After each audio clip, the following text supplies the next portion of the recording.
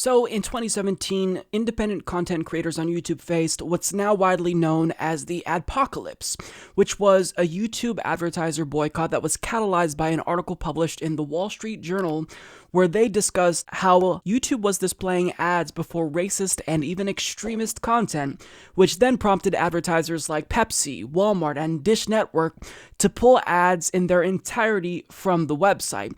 Now, even though the adpocalypse is technically over, creators like myself are still suffering. We still never fully recovered. We're about 40 to 60% there on a good day, but for the most part, we are still hurting from the adpocalypse, and if it weren't for Patreon patrons, a lot of our shows would not be able to survive.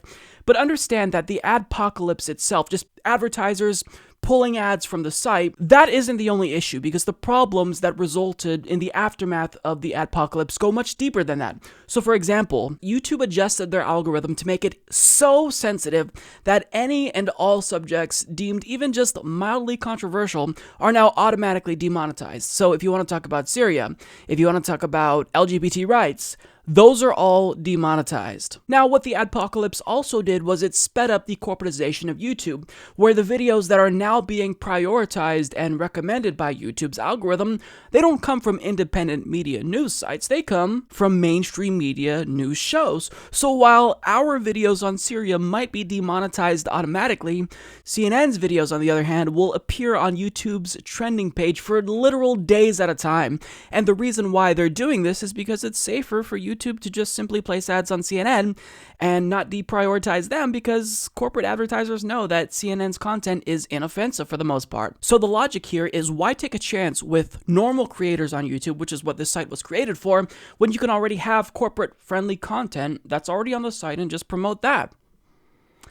That's what's happened since the adpocalypse. And now we see a headline from CNN where they are trying to spawn a new wave of demonetization and another advertiser boycott. Headline: exclusive, YouTube ran ads from hundreds of brands on extremist channels.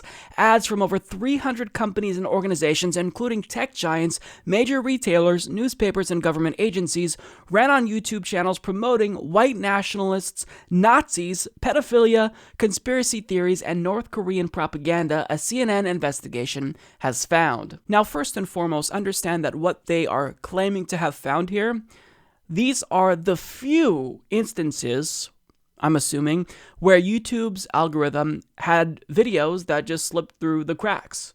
But the overwhelming majority of the time, YouTube's algorithm catches this sort of extremist content and it demonetizes them. But they're saying here, nope, the problem, it still persists. So the implication is maybe these large corporations that are currently advertising on YouTube should boycott them once again. So they go on to state in the article, companies such as Adidas, Amazon, Cisco, Facebook, Hershey, Hilton, LinkedIn, Mozilla, Netflix, Nordstrom, and Under Armour may have unknowingly helped finance some of these channels via advertisers they paid for on Google-owned YouTube. U.S. tax dollars may have gone to the channels too. Ads from 5 U.S. government agencies such as the Department of Transportation and Centers for Disease Control appeared on the channels.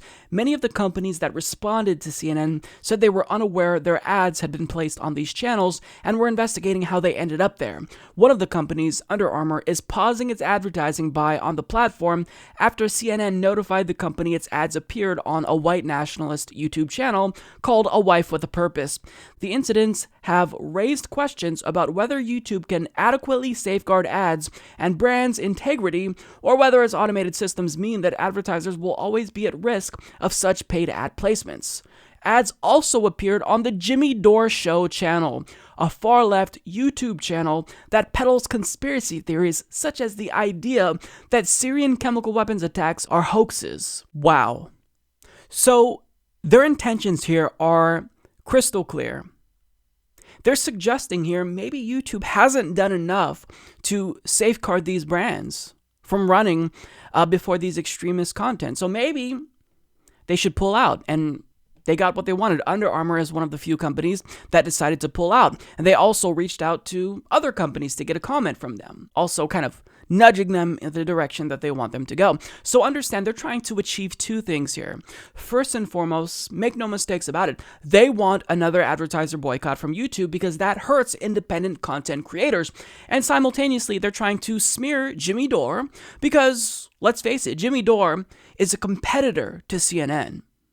Jimmy Dore is someone who has numbers that are comparable to CNN, a news network that has billions of dollars in resources. And understand just how dirty and despicable their smear of Jimmy Dore is. Jimmy Dore happens to be a peace activist, so they try to label him as a conspiracy theorist, but in actuality, they know that Jimmy Dore is not a conspiracy theorist, if they know anything about Jimmy Dore at all. But the reason why Jimmy Dore got their attention is because Jimmy Dore's videos on the same subject of Syria are actually getting more views than CNN. But his audience also approves of the job that he's doing, which is indicated by the insanely high like-to-dislike ratio you see on his videos about the topic. But when you compare that to the audience response that CNN garners, not only is their coverage disliked by a 3-to-1 margin, but this multi-billion-dollar cable news network could barely muster the same amount of views as Jimmy Dore, someone who's an independent media personality. Jimmy Dore scares them. He has something that they will never be able to garner: high numbers in the key demo, which is ages 18 to 54. That is the main audience that advertisers try to target. Now, when you look at our demographics on YouTube, 85% of our audience is comprised of the key demo, and I'm sure that Jimmy Dore's is probably similar. CNN's average viewer is within his or her 60s, so obviously we are direct competitors to CNN, and now, since they can't beat us based on, the journalism and the videos that they produce, they try to smear us and attack us instead. This isn't just an attack on Jimmy Dore. This is an attack on independent media collectively, because when you smear one of us, you smear all of us. Now, putting aside the aspect about how they're sleazily trying to smear their direct competition and getting to the smear that they, lobbed against Jimmy Dore, this is downright slander. And I think that Jimmy probably has legal grounds to sue them because they put him in the same category as literal racists and pedophiles, and they labeled him as a conspiracy theorist, which is absolutely absurd. And look, let's get to Jimmy Dore's coverage of the Syrian chemical attack. This is from a segment that he recently posted. Here we are again. It remains mysterious. You mean counterintuitive and stupid and transparently propagandistic? That's what you mean? Trump vows quick attack. Why a quick attack? Because you got to do it before the evidence comes out. The same reason why Bush wanted to order all the weapons inspectors out of Iraq before the truth came out. This is what warmongers do. So Jimmy Dore is saying basically the same thing that I said on this subject. Jimmy Dore is saying it's counterintuitive to assume that Assad is the one culpable for this recent chemical attack, because that doesn't serve his interest. And furthermore, we haven't even conducted an investigation, but we're already concluding that we know the outcome before we see the evidence. So he's basically doing what journalists on CNN should be doing.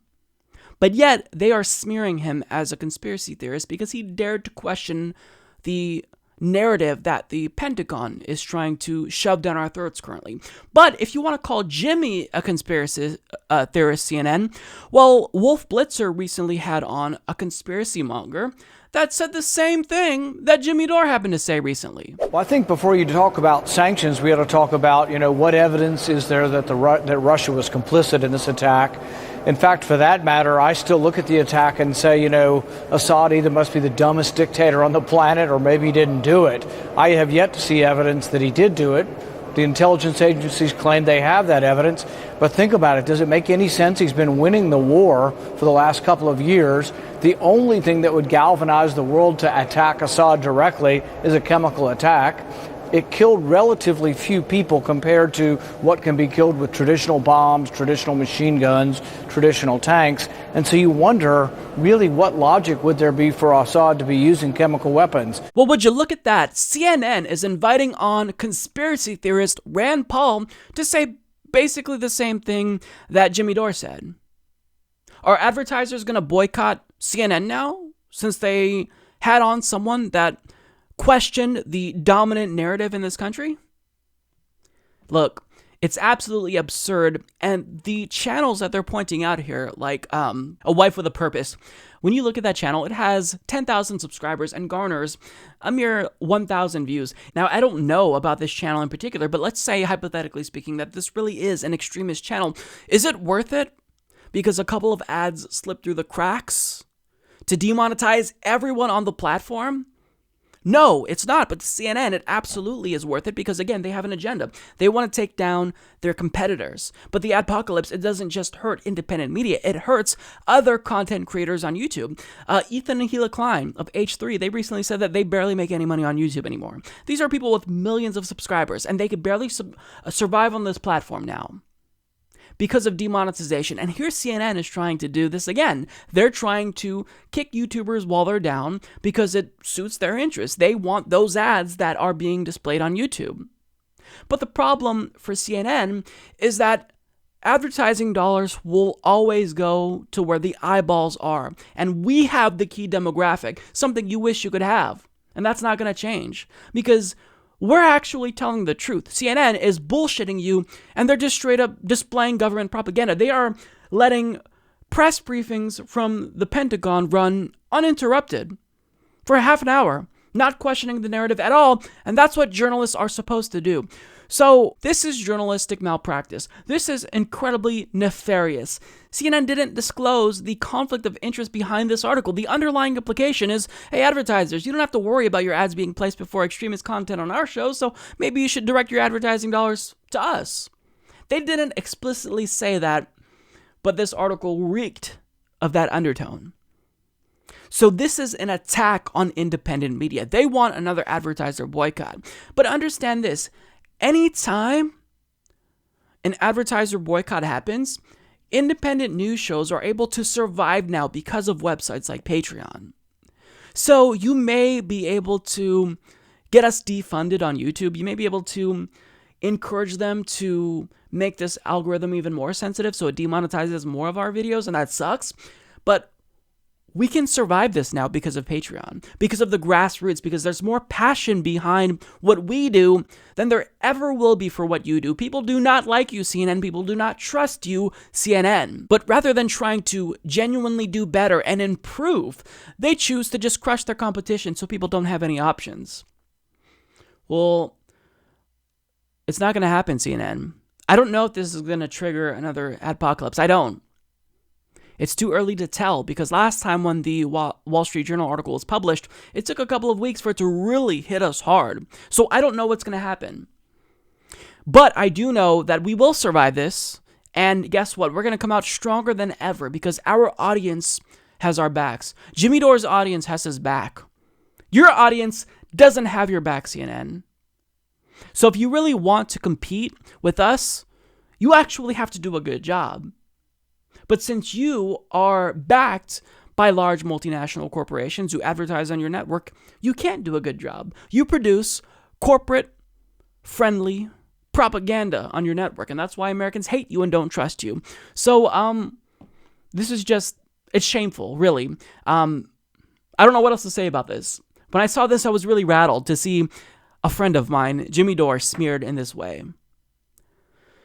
CNN is the biggest joke in the country. Fuck you, CNN. Support this podcast by becoming a patron at patreon.com/Humanist Report.